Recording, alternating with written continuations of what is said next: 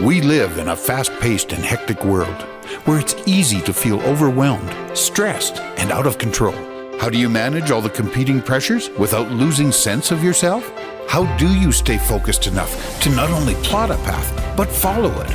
Welcome to Master Your Life, a show that offers inspiration, insight, and intelligence, as well as success stories from many walks of life that can show you how you can control your own destiny.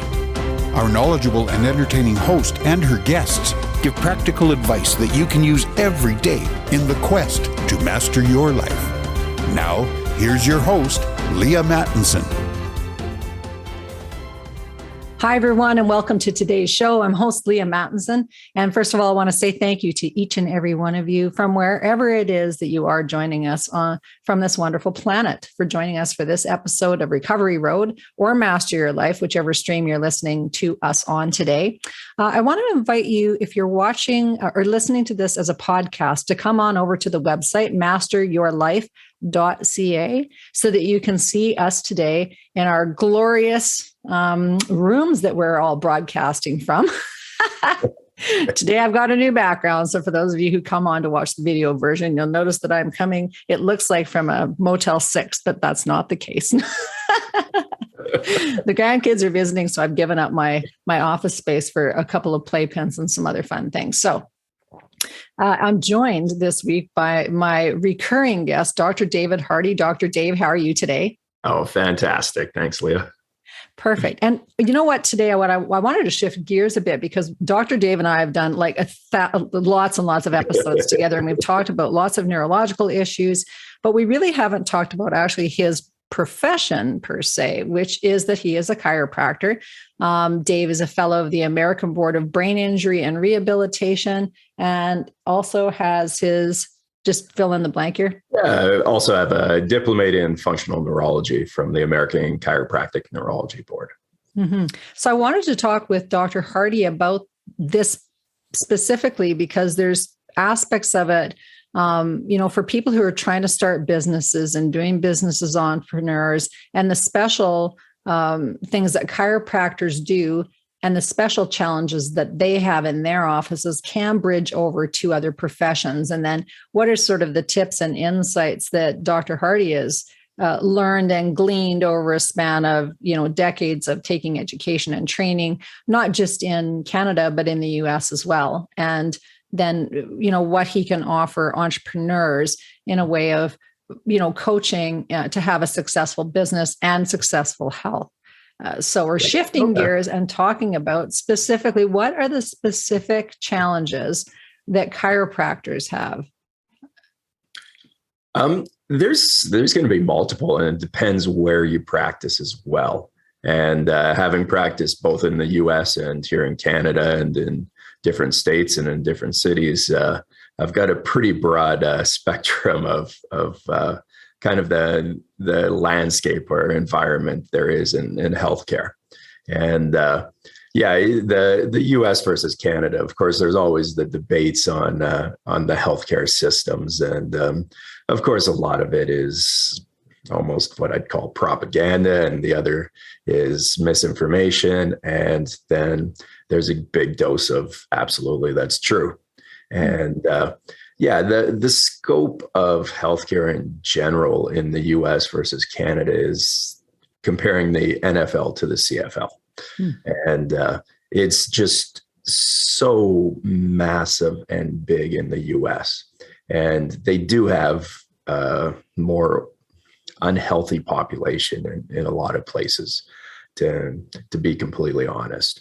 And so there's a lot more people going through the healthcare system, and the scope of practice in different professions is also a lot more wide open in the US. And then the innovation is bigger in the US as well. And so it comes down to kind of that debate of whether the new stuff is of course just being pushed out there, or whether it's the cutting edge. And you do have kind of both happening and occurring. Whereas in Canada, it's very much practice within your box healthcare. And there's not much room for bringing in any innovation. And that's going to shock and startle a lot of Canadians when they first hear that is, what do you mean? I've been told that we've got a cutting edge system, and we don't.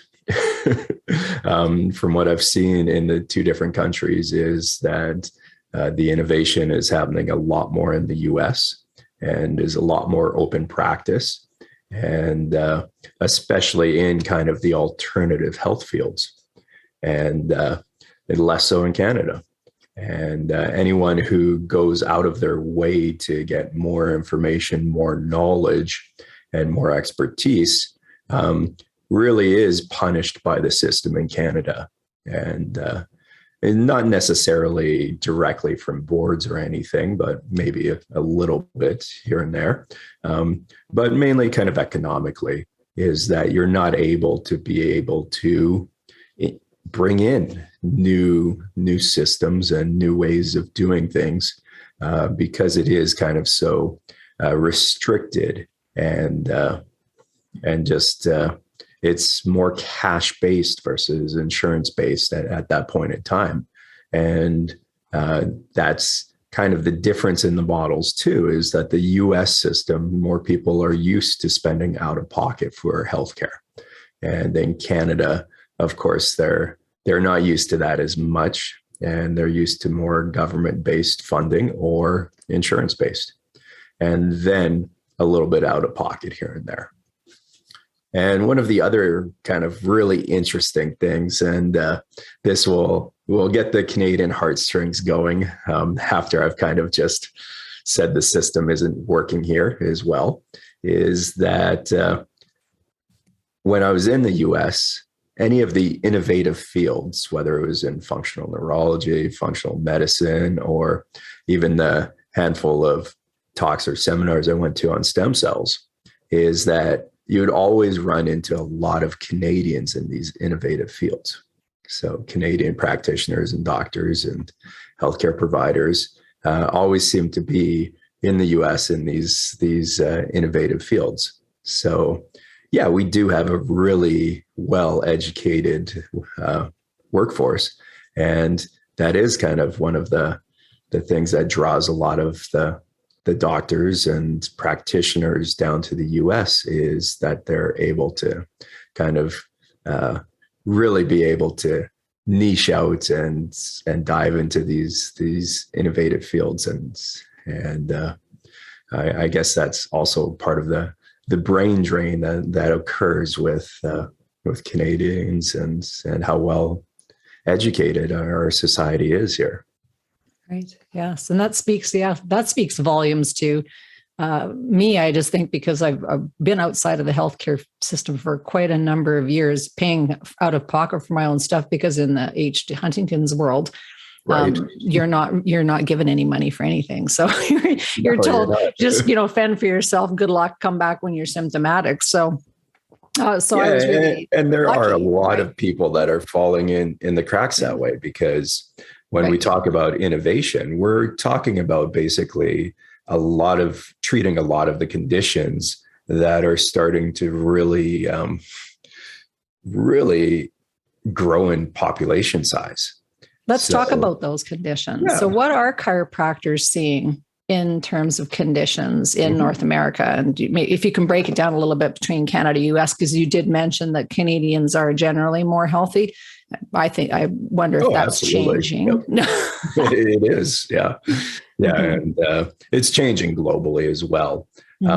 So scope of practice wise with chiropractic and education is probably where I should dive in first. Sure. Is that, we have training in basically every single area of healthcare that a medical doctor would have, except in pharmacology. So we stop for a second. Let that sink in. Absolutely. You have training in every single area that a medical doctor has except pharmacology. Yes. And then in other areas that maybe medical doctors don't have as well. And that's going to be more into the musculoskeletal route, and then diet, nutrition, and lifestyle as well. But yeah, we still get our pathology courses, our microbiology, our biochemistry. All of those courses are provided. And yeah, and a medical doctor is going to have definitely more experience and coursework in biochemistry, because that's kind of their area, that their tool that they use more often. And then, of course, that branches off into more of the pharmacology as well, and how they can address that. But all of those courses are provided to doctors of chiropractic as well. And afterwards, then, yeah, we have practicums, but we don't have the internships that medical doctors have as well. So that's kind of the basic differences between those two educations. And then when you branch out afterwards, is that, yeah, doctors of chiropractic don't have the internships as well, or and there are still specialties within the chiropractic field as well. And those are going to be postdoctorate courses and work as well. And there's about 4 of them recognized in Canada, whereas there's a lot more recognized in the US within these kind of specialties. So radiology is a specialty in chiropractic as well as in medical. And then we've got sports chiropractic. We've got orthopedic chiropractic, and then basically a general one as well. But those are kind of the 4 specialties within the field here in Canada. Whereas in the US, there's a lot more. There's ones in diet and nutrition. There's pediatric ones. There's, of course, neurology, which I've taken and absolutely love, and have really seen a lot of changes within different populations. And then there's scope of practice, and the scope of practice is different in each state and each province. And some states are completely wide open scope of practice for chiropractors. For instance, Iowa is any human ailment. So it's a wide open scope of practice. And then there's others where it's almost spine adjusting only. So then you're right. then you have difficulties working on even extremities. So there can be wide open to very restricted state laws and scope of practices as well. Right. So what would be, and I'm curious because I think this is really valuable information for people who are listening, like UK or US or Canadian audiences or whatever. It's like really being able to think about what is your practitioner able to bring to you in your health and well-being.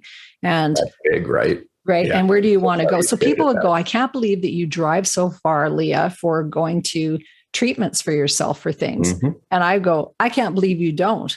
Like that. It's just like, well, of course I'm going to, because this is your Porsche. Your body is your, whatever your fancy car is, that's what your body is. And so if you don't even know what's available to you, it's like you might put in regular oil into your system, or you might want premium, like whatever it is. It's just like, how are you treating the body that you're in?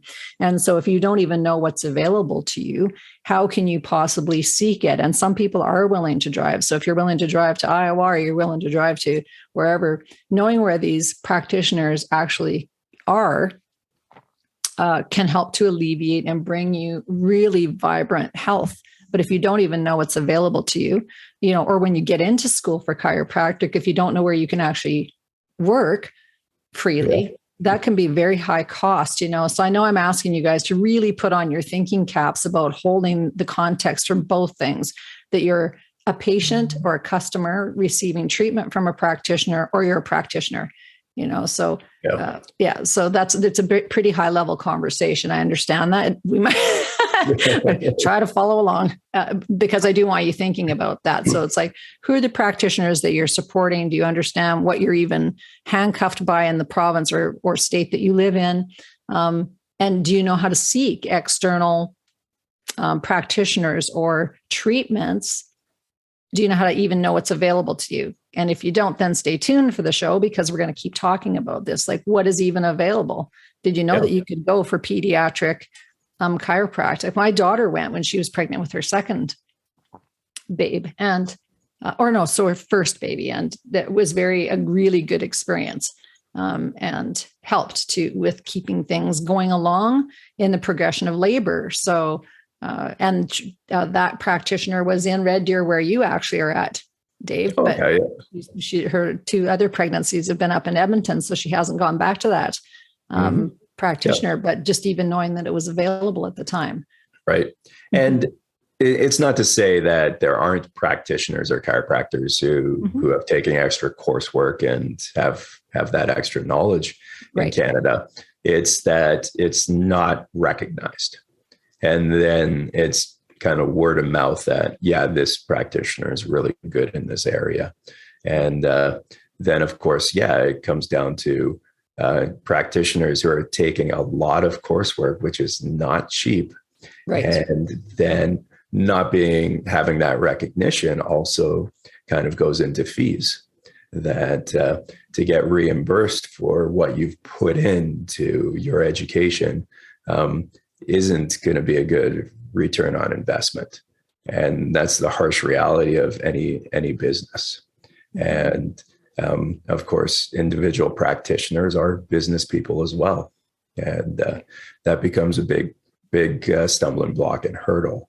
A lot of these practitioners that do have this extra training in whatever field or area, are kind of struggling to get that return on investment. They're doing it because they have that thirst for knowledge, and they've seen a problem with their patient base that they want to get better and make a change to. And that becomes really amazing that people are doing that without any economic incentive into that. It's going to be pretty much a negative investment in that realm to some extent. And they're doing it because they care and they see a need for it. And that's just amazing to see out there. And those are the practitioners that really do care about their patients and are making a difference to it. And now kind of back to your question there, and to tie it in on the travel, and to also finding those practitioners that are taking care of kind of conditions. The big one, and this is when I first started taking my neurology courses, was concussions and brain injuries. And I was really lucky to be on the campus that one of the head docs in the field, Dr. Carrick, was treating Sidney Crosby and all these other star NHL players and athletes with concussions, and then all sorts of other kind of bizarre neurologic conditions, movement disorders, which Huntington's disease falls into, of course, as you know. And a lot of these movement disorders, patients, again, were kind of put on that treadmill or conveyor belt of going back and getting meds adjusted, finding they didn't work, going back, getting them adjusted.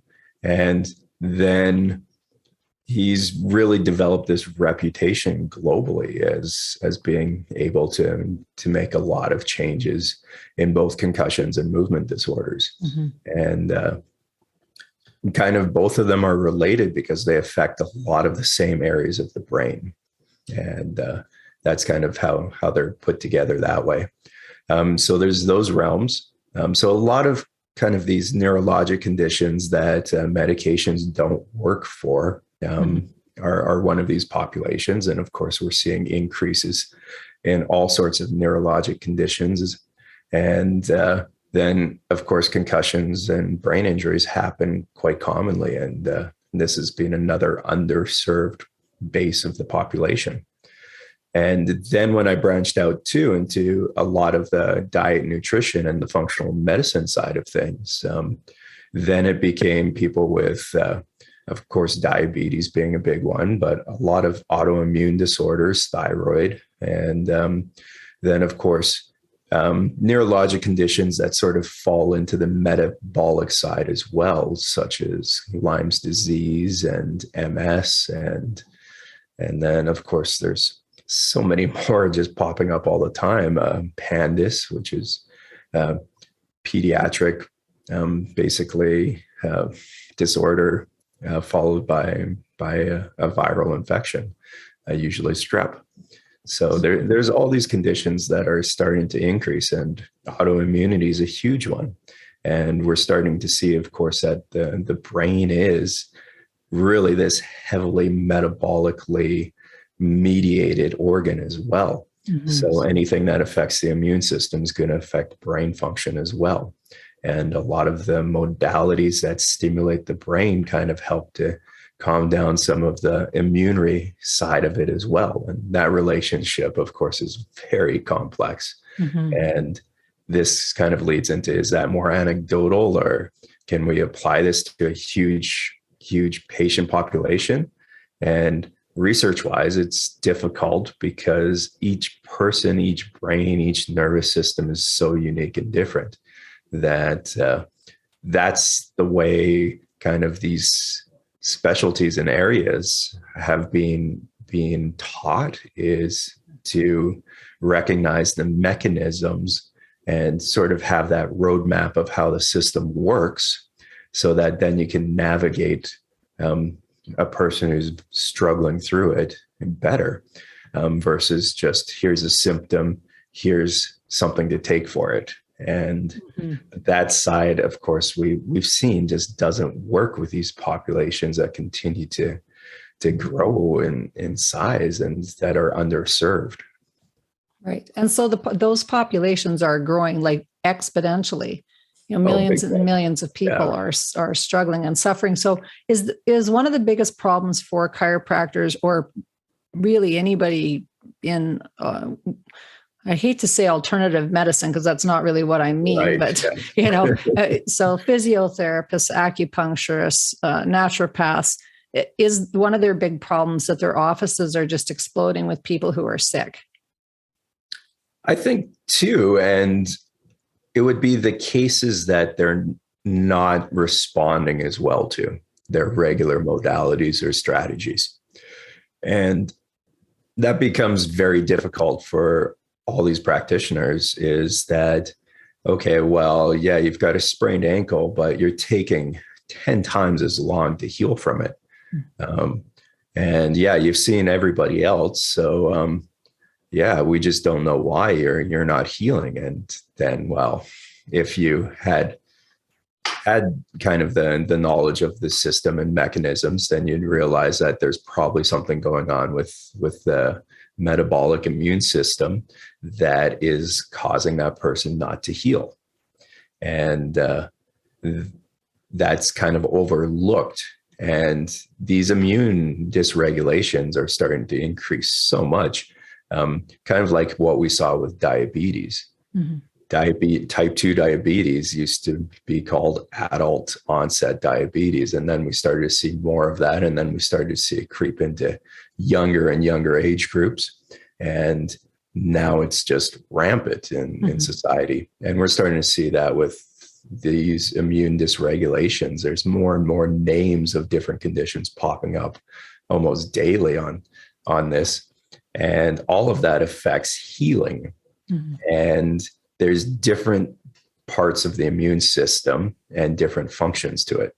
So this dysregulation kind of pushes the immune system into different areas, and it kind of stays there.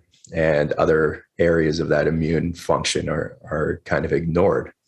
And this leads to all these other issues and problems. And that's one part of the picture. But some of these activation modalities and stimulations really kind of help to also shift the immune system into different healing processes as well. And that becomes this huge complex web, of course, that most practitioners kind of aren't aware of. And it does take extra training, and it's something that's time consuming on people's parts, of course. So what's the cost of not knowing that? Being sick, and then sick and tired of being sick. Mm-hmm. And as a practitioner, what's the cost of not knowing that?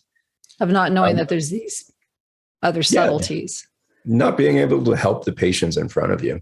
Mm-hmm. And that really is the reason why, regardless of field, people go into the healthcare system field, is that they do want to help people out. And they do want to see people get better and heal and go on with their lives. And a lot of practitioners are starting to see more and more people that they're less able to take care of. And then it's frustration on everybody's part. Mm-hmm. And then what does that frustration come to for the chiropractors, for the practitioner, whether it's a chiropractor or another practitioner trying to deal with these complex health issues?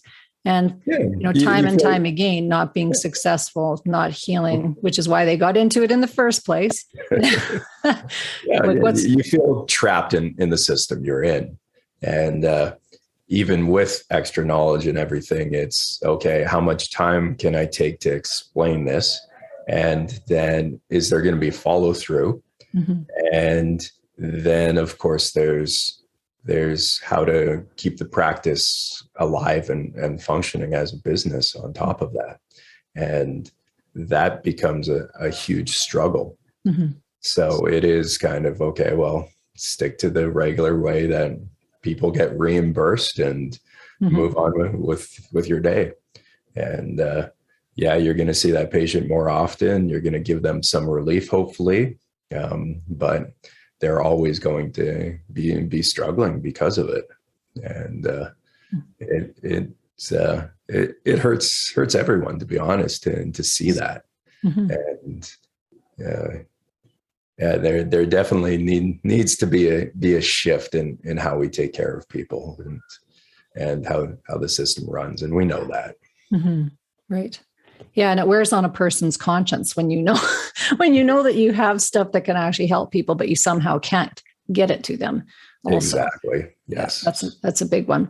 So with chiropractors, other alternative medicine people, even doctors, I think, who are, there's many doctors who now are recognizing that allopathic medicine isn't necessarily all it's cut out to be. And so they've become more cross-trained, so yes. They're doing both modalities, and that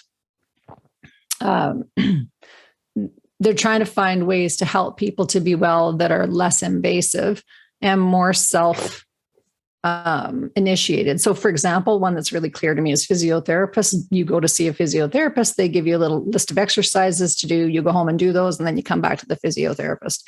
And some people do the exercises and some people don't. Is that the same with chiropractic? Do you give absolutely exercises? Yeah. Right. And within functional neurology, we do different modalities and different exercises. Mm-hmm. And really, it does become a practitioner who's skilled in different therapies across the board that other practitioners would also be using. Mm-hmm. The difference is the roadmap of the nervous system, and quite commonly the metabolic route as well, that kind of points us to using this therapy in combination with others because of what we've unraveled in the assessment part of the puzzle. Mm-hmm. And basically making that target of the therapy a lot more effective. So the brain's this massive web of different connections. Mm-hmm. And if it's kind of one area of the brain that needs that work or stimulation, there's other areas that communicate most commonly to that other part of the brain that's damaged. So you can use kind of unrelated therapies to stimulate different parts of the brain as well, and get those results with using multi modalities, exercises, stimulations into the brain. And that becomes kind of the exciting piece of the puzzle. And the kind of biggest thing that a lot of functional neurologists do as well is intensive programs, where they see a patient multiple times per day for weeks, and then home exercises. And this is kind of the key, is that when you do that with the nervous system responds quicker than a muscle. The nervous system is a lot more metabolically active. So these old models that you find in a lot of musculoskeletal clinics are kind of based on a muscle protein that, okay, yeah, a few times every other week works really well for muscular disorders. Whereas the nervous system overturns a lot quicker than a muscle protein. So that repetition is kind of key, and not going over what the system can handle is key as well. Because a lot of people in the kind of sports fields that treat a lot of disorders still have that mentality, no pain, no gain type thing, and overstimulate their patients with, say, a concussion or other issues, because they don't know what to look for with kind of that fatigue rate. But that repetition is kind of key. And then once people start to see results with these exercises that might be silly or simple little exercises that are targeted to where the system's not working, and they start to see these results, they're more likely to actually do their exercises at home. Right. And they actually know how to do them properly. Whereas the old system of, okay, here's an exercise. Okay, I taught it to you. Go off and do it. We know it doesn't work because nobody's really had the time to explain it properly and in repetition. Because let's face it, people with a concussion or that have neurological issues that need to be addressed are not going to be able to process as easily when you give them instructions. Right. So that's another downfall of it. And then if they don't see results, they're going to go back into that kind of cascade of from hope to despair. It's like, okay, I've seen somebody again and nothing's worked. So really, you do have to walk the patient through and start to show them results, get them really honed in on how to do things properly and at the right frequency, intensity, duration to make a change. And then they're going to stick with things because they've seen that improvement. They know things are working and they're educated now. And that's so exciting. But this is like brand new to the system. It's like, you want to see somebody 3 times per day for a week, 2 weeks, and they're just blown away by that. And no insurance company's going to cover that. And you fall into the trap of, once again, this in the box healthcare system that's outdated and doesn't work for these conditions. And it all seems very simple when it's explained. Yeah, the brain needs repetition to learn, whether it's doing a new sport, whether it's reading math, whether it's how not to be dizzy, how to orientate yourself better in the world, how to get rid of brain fog, fatigue. All of that takes repetition. And it's at kind of this fluctuating rates based on fatigue. And that becomes that skill piece of the puzzle. And if you don't do that task often enough, then the brain doesn't learn it, or it learns it very slow. And once again, people are going to fall into this it doesn't work mentality and stop doing the things that were probably going to make the most impact for them. Yes. So that's the high intensity frequency of training does matter for the stick and keep playing over the new record. Yes. Definitely. And with brain injury, to your point, or concussion and lots of people won't even know they've had concussions. So they won't remember that they had a fall, they won't remember that their child had a fall. Like they literally don't remember. And it doesn't mean they're bad people. This is the other thing when there's brain function disharmony, is that people think they're bad people. And you go, honestly, did you have a brain injury at some point? Because I bet you did. I bet there's, so if you look at the general population, if anyone who's turned on the news in the last 2 years or the last 40 or 70, a lot of it is these trauma stories over and over again. So your brain is wired in the way of trauma, of trauma. Physical and emotional trauma cause physical side effects. Right. And we're so good at compensating for things that kind of after these injuries, we start to compensate for whatever happened to us. We're told to, we're taught to.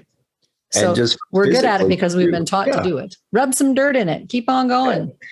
And physically too, we're going to find other ways to compensate for it, other ways to kind of fire and use other parts of the brain that are less efficient, but somehow we're able to kind of make it through our days. And this becomes your new normal. And the resiliency gets knocked down each time. And that's kind of why repetitive traumas, the intensity doesn't have to be as much anymore. And because your threshold just got changed. Your threshold's crashed. So let's flip that to chiropractors, Dave, because I know a number of years, like 7 years ago when I started this podcast, we talked about the general health of physicians and their lifestyle and how many of them were struggling with things like smoking, obesity, those kind of addiction things. And it was very, very high. Do you have any read on our understanding about the general health of chiropractors? Actually, it's been one of those health fields that, you walk into kind of the chiropractic universities and you're going to see a healthier population. Because most of these people who initially go into this field, of course, already have this health mentality that you're constantly working on your health or your health is declining. And it is more kind of that holistic approach.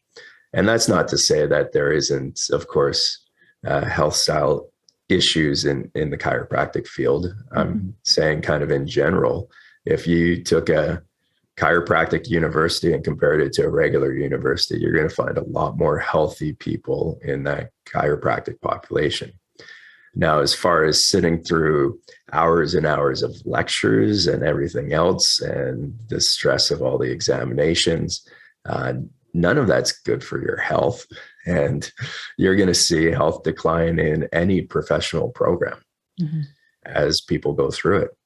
And then, of course, the stress of running a practice and getting started with a huge debt load and everything else also is detrimental to the health of people. And you definitely find this with chiropractic as well. You are going to find people that, of course, aren't as able to stick with their healthy lifestyles when all this stress is piled on top of them and the workload is there. And that goes across the board in most professions, of course, that then the first few years are an absolute grind and struggle. And, of course, when you have a huge debt load on top of starting your own business, your own practice, that's multiplied. And you see that more in the allied health field, such as chiropractic, PTs who start their own clinics, although usually they work and then maybe do that later on in their career. You see it in dentistry, and dentists used to be the highest suicide rate out of any profession. And then with all the shifts and changes in the health field, you're seeing it more in medical doctors now. That stat's gone up there. And then, of course, optometrists, and they all have to start their own businesses and practices as well, or they have to associate. And when you're an associate, you're put through that grind, and you've been told this, but it's different until you actually go through it, of course. But as an associate, basically whoever owns that practice realizes that the good associates are only there for a limited amount of time. And for them to get their value out of hiring somebody, they they overuse them, because they're going to be there for a while and then they're going to leave. And that's kind of the professional gauntlet that everybody's forced to run.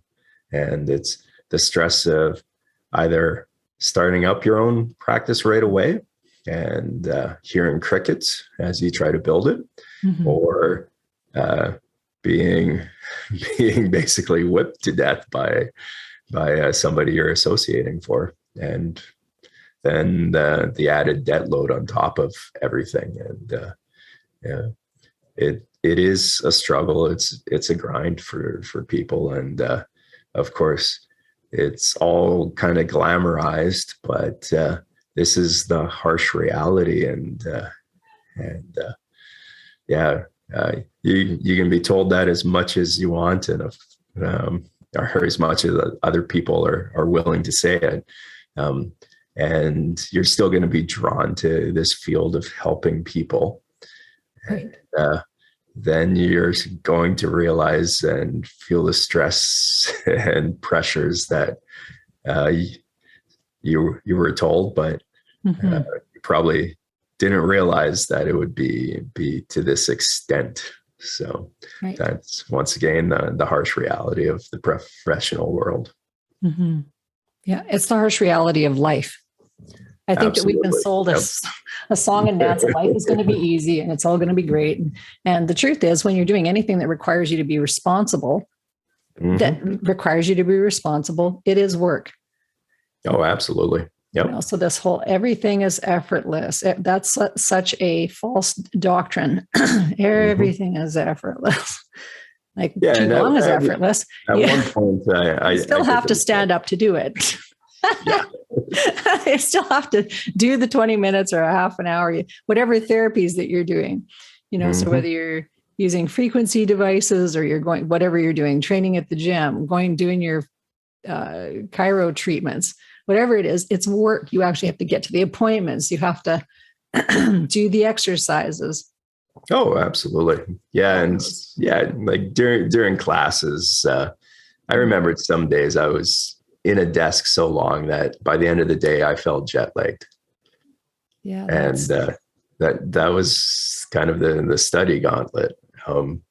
And prior to being a chiropractor, I was in education. So I was a teacher in Alberta and also Australia and Japan. But I did the math on it, and I calculated from when I first went back to school to take my chiropractic. And then of course, all the moving around I've had to do with the associateships and everything else, and troubles with visas, of course, since I did practice in both the US and Canada. And so I calculated the debt load I had, and then the lost income I would have occurred from if I had stayed teaching. And then, of course, pension and benefits that I had when I was in that realm. And it came out to an astronomical number of kind of what was lost. Invested. What was invested? Financially or invested. And till now. And it's in the hundreds of thousands to million. It is up there to get established. And then, starting your own practice too is going to require more loans and everything else. So it's no wonder that costs of any health profession is so high to society. There's a lot that goes into it. And so for people who've been in practice for 5 years or 10 years, do you have any, like when they're in university, it looks like they're in pretty generally good health, but 5 years, 10 years in, do you have any sort of idea about how that ongoing stress looks physically for the population. Yeah, I've seen it in some of my colleagues, and you'll see the pictures where they start to pack on extra weight, and of course some of that weight looks like just the general puffiness that comes with stress and inflammation. And then you'll also see some of these people later, once they get more established, start to take control of their health again.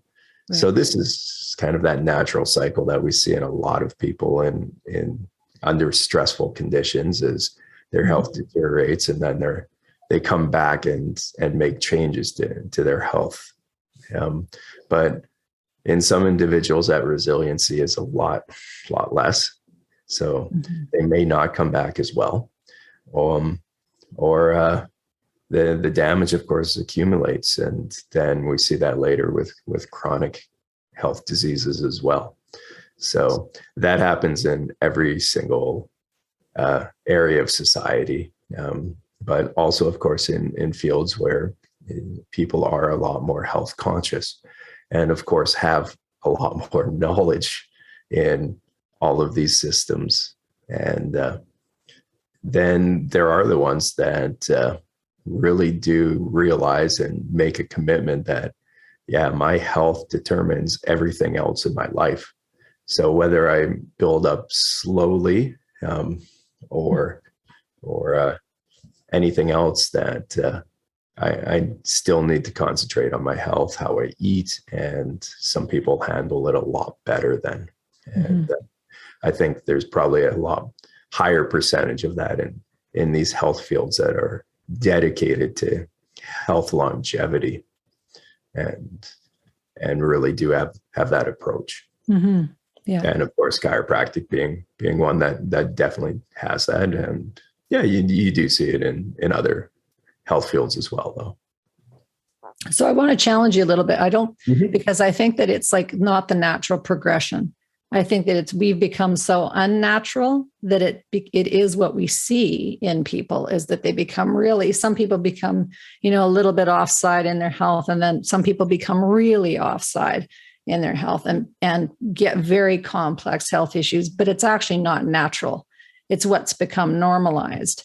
Yes. And so one of the things that was, again, a gift to me is being a personal trainer and a counselor. Like I've got a fairly extensive background, but when I was personal training and training athletes myself, I had got really horrible injuries. And I went, geez, but this is what the expectation was, right? Be an athlete, get injured, rub some dirt in it. You'll be all right in 6 or 8 weeks. But as I aged, I don't feel okay anymore. And so Qigong came into my life then. Yes. But I didn't even know it existed up till that. So it was like I'd been in karate, Tai Chi, all this other stuff, and did not know anything about Qigong. And that for people who want to look it up, you can come to the masteryourlife.ca website and look under Lee Holden Qigong, and it's Qigong. And it was life-changing for me because it was the first time that I went, oh, it's like I can mind how I feel myself. Oh, what's that? Oh, like I can do it right now. Oh, so that was mind blowing for me. And then getting into all of that, more the I don't like to call it frequency medicine, because I think that's pretty woo woo for people. But we've used upgrading ourselves in our frequency for millennia. It's just that it's not talked about at all. So these at-home tools that practitioners can give people besides the exercises are real things as well. So in Qigong, it might be healing sounds. In a chiropractic practice or with a physiotherapist, or even in a veterinarian clinic, you might find stuff like the iTerracare, terahertz therapy tools. What other tools have you heard of, just for fun, that people are using or bringing, like that professionals are bringing to their patients? Yeah, pulsed electromagnetic frequencies is one. So those are going to kind of stimulate the cells, which changes how the receptors respond, and then all of the electrons and protons, and gets into this huge lesson in physics. But it has been shown effective to help people, and that's going to be at different frequencies. And And of course, it's kind of thrown in there that, okay, it's micro versus a huge dose. And well, actually, we all need this stimulation throughout our day. Cells live off it. And if you think about sound and light therapies as well, our movement, you're stimulating a receptor that fires through a nerve up the spinal cord or cranial nerves into the brain and stimulates the brain. So we need these stimulations, and sound therapy changes our state, our feeling, our mood. There's music and sounds that help us sleep, and there's music and sounds that make us alert and want to get up and dance and move around. And then light's a huge one. So infrared and therapies are starting to become very popular. They help energize the cells. And of course, then there's the debate on screen times and blue lights. So that screen and blue lights really stimulate the brain and can overstimulate it. It makes us alert. So having it when we want to calm the system down is a horrible idea. Right. Right. Maybe having some of this stimulation early in the morning, especially in these dark periods of winter, are maybe a better idea. Right. So for people who want more information, they can come to thehardybrain.ca or masteryourlife.ca, because we're out of time for today, Dr. Dave. So people who want to delve in more to the courses that you offer for entrepreneurs who are building their businesses, or who are trying to expand their practices by having other healing modalities available to their patients or clients, then please come again to the masteryourlife.ca website for more information about iTerra Care, Qigong. You can find it there as well. Dr. Dave, thank you again for being my guest. Dr. David Hardy. Thanks for being my guest. Absolutely. I appreciate it. Awesome. Everybody, love yourselves, love each other, mind your minds. That's all for us. Bye for now. Thank you for being a part of our program today. Master Your Life is a presentation of Leaha Mattinson Enterprises, Inc. Join us next time on Master Your Life, helping you to discover the very best of you.